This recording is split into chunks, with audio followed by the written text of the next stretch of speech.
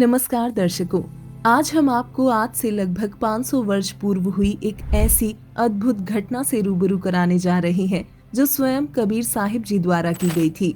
जी हाँ दर्शकों, हम उन्हीं कबीर जी की बात कर रहे हैं जिनकी तस्वीर इस समय आपके मस्तिष्क में चल रही है, जिन्हें आज सारी दुनिया एक कवि के रूप में जानती है। वही प्रसिद्ध कवि जिनके दोहे और साखी हम स्कूलों की किताबों में पढ़ते हैं। वही कबीर जिनके दोहे हर किसी की जुबान पर होते हैं, फिर वो चाहे कोई संत हो या कोई आम आदमी।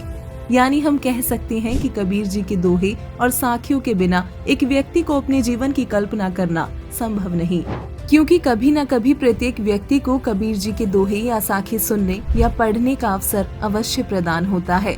तो वही कुछ ऐसे लोग भी हैं जो कबीर जी को भगवान का दर्जा देते हैं।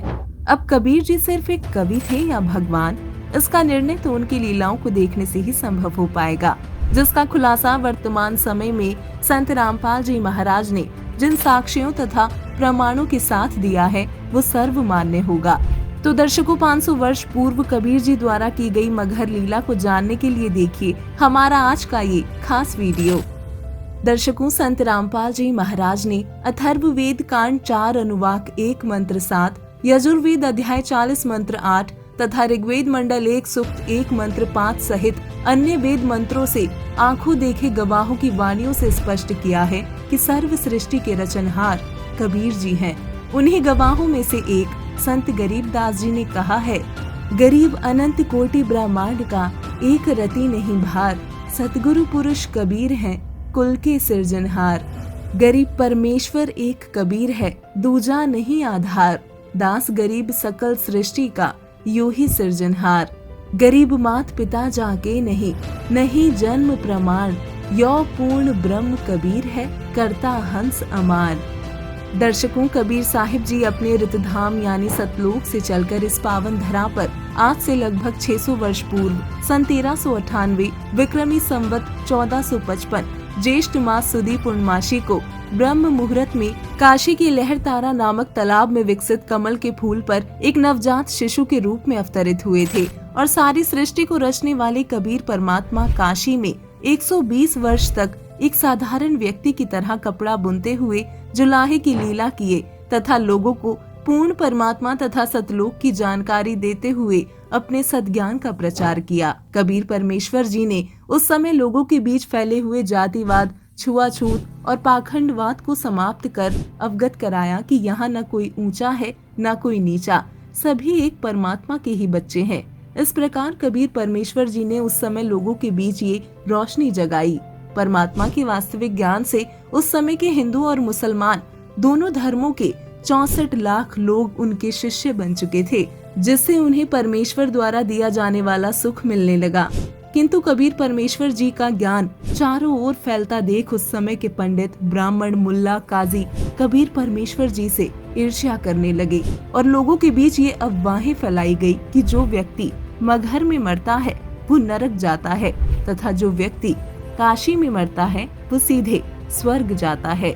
जबकि कबीर जी कहा करते थे कि जो सही विधि से सत्य साधना करता है वो संसार की किसी भी जगह अपना शरीर त्यागे, वो अपनी भक्ति के आधार पर ऊपर के लोगों को ही प्राप्त करता है। कबीर परमेश्वर जी ने लोगों के बीच फैले इसी भ्रम को दूर करने के लिए काशी छोड़ मगहर में शरीर त्यागने की बात कही और इन पंडितों व ब्राह्मणों से कहा कि आप सभी अपने अपने ज्योतिष शास्त्र सभी साथ रख लेना और लोगों को बताना कि मैं स्वर्ग जाता हूँ या इससे भी ऊपर कोई अन्य लोक में। जिसकी बात कबीर परमेश्वर काशी से मगहर की ओर 120 वर्ष की उम्र में लीला करते हुए पैदल चल पड़ते हैं। उन्हें जो देखता वो उनके पीछे चल पड़ता। काशी के राजा बीर सिंह बघेल, जो परमेश्वर कबीर साहिब के शिष्य बन चुके थे, सूचना मिलने पर सेना को साथ लेकर चल पड़ते हैं। वहीं दूसरी ओर मगहर रियासत के नवाब बिजली खान पठान भी कबीर साहिब के शिष्य हो चुके थे। सूचना मिलने पर वो भी अपनी सेना साथ लेकर कबीर परमेश्वर जी के दर्शनार्थ के लिए निकल पड़ते हैं। दोनों राजा इस उद्देश्य से अपने साथ सेना लाए थे कि कबीर जी के शरीर त्यागने के बाद उनके शरीर का अंतिम संस्कार हम अपनी धार्मिक रीति से करेंगे। कबीर परमेश्वर जी की इस लीला को देखने के लिए हजारों की संख्या में दर्शक और शिष्य उनके साथ मगहर गए। कबीर परमेश्वर ने जब मगहर पहुंचकर बहते हुए जल में स्नान करने की बात कही तो बिजली खान पठान ने बताया कि कबीर जी यहाँ एक आमी नाम की नदी बहा करती थी, किंतु शिव जी की श्राप के कारण आज वो सूखी पड़ी है। लेकिन आपके नहाने के लिए हमने पानी की व्यवस्था कर रखी है।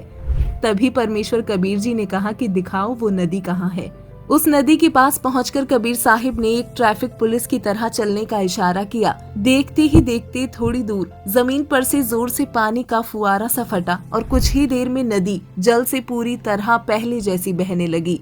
परमेश्वर कबीर जी की ये लीला देख वहां मौजूद लोग हैरान तथा खुशी से गदगद हो गए। कबीर साहिब ने उस नदी में स्नान किया और एक चादर नीचे बिछाने और दूसरी चादर साथ में ओढ़ने के लिए रखने के लिए कहा तथा दोनों राजाओं बीर सिंह बघेल और बिजली खान पठान के सेना लाने के उद्देश्य को जान अंतर्यामी परमेश्वर कबीर जी ने सबको डांटते हुए बोला कि नादानों, 120 वर्ष तक मैंने तुमको यही शिक्षा दी है। साथ ही समझाया कि दफनाने और जलाने में कोई अंतर नहीं है। मरने के बाद ये शरीर मिट्टी है जो मिट्टी में ही मिल जाएगा। नादानों सुन लो, यदि झगड़ा कर लिया तो मुझसे बुरा कोई नहीं। तथा सबको आदेश दिया कि इन दो चादरों के बीच जो भी मिले उसको दोनों आधा आधा बांट लेना और मेरे जाने के बाद कोई किसी से लड़ाई नहीं करेगा। चाहे मेरे शरीर को आधा आधा काट लेना, पर आपस में झगड़ा मत करना। ये मेरा अंतिम आदेश है। इसके बाद कबीर परमेश्वर ने माह महीने की शुक्ल पक्ष तिथि एकादशी विक्रमी संवत 1575 सन 1518 को एक चादर नीचे बिछाई, जिस पर भक्तों ने कुछ फूल डाल दिए थे और उस पर लेटकर दूसरी चादर अपने ऊपर ओढ़ ली। जिसकी थोड़ी ही देर बाद आकाशवाणी हुई कि चादर उठाकर देख लो, उसमें कोई शरीर नहीं है। और पंडितों, अपने पोथी पत्रे खोलकर देख लो, मैं तो जा रहा हूँ स्वर्ग से भी ऊपर अपने अमर धाम सतलोक को। ये आकाशवाणी सुन जब चादर हटाई गई तो वहाँ केवल फूल ही फूल पड़े थे। जब सभी ने आसमान की ओर देखा तो उन्हें प्रकाश पुंज का गोला दिखाई दिया। कबीर प्रभु की ये लीला देख दोनों राजा समेत हिंदू मुसलमान आपस में गले मिलकर रोने लगे और परमेश्वर कबीर जी से क्षमा मांगने लगे तथा कहने लगे कि हम समझे ही नहीं, ये तो वास्तव में अल्लाह आए हुए थे, परमेश्वर आए हुए थे।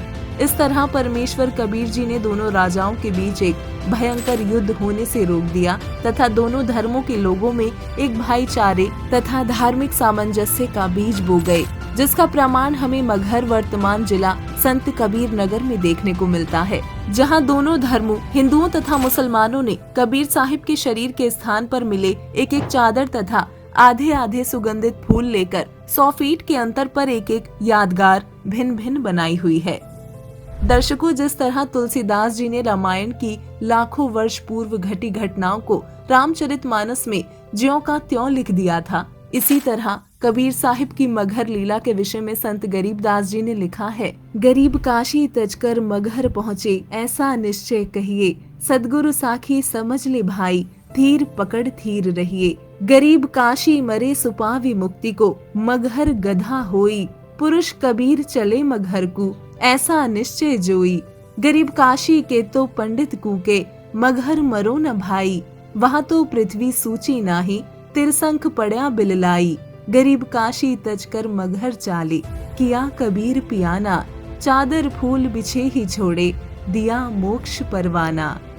दर्शकों, इस तरह कबीर परमात्मा ने पूरे भक्त समाज को ये संदेश दिया कि सही विधि से भक्ति करने वाला व्यक्ति अपने परम धाम यानी सतलोक को ही प्राप्त होता है, चाहे वो किसी भी धर्म जाति का हो तथा चाहे वो किसी भी स्थान पर अपने प्राण त्यागे। तो दर्शकों, अभी आपने ये वीडियो देखा कि कैसे सारी सृष्टि के रचनहार कुल मालिक काशी में एक आम जनसाधारण की भूमिका करते हुए भक्त समाज को सद्भक्ति का मार्ग बता गए तथा ये सिद्ध कर गए कि वही अविनाशी पूर्ण परमात्मा है।